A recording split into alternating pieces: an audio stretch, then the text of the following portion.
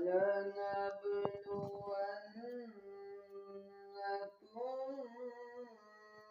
بِشَيْءٍ مِّنَ الْخَوْفِ وَالْجُوعِ وَنَقْصٍ مِّنَ الْأَمْوَالِ وَالْأَنفُسِ وَالثَّمَرَاتِ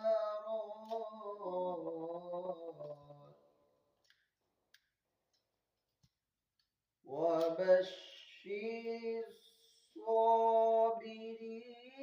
الَّذِينَ إِذَا أَصَابَتْهُم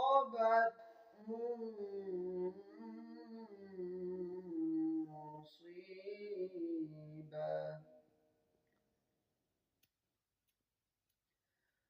قَالُوا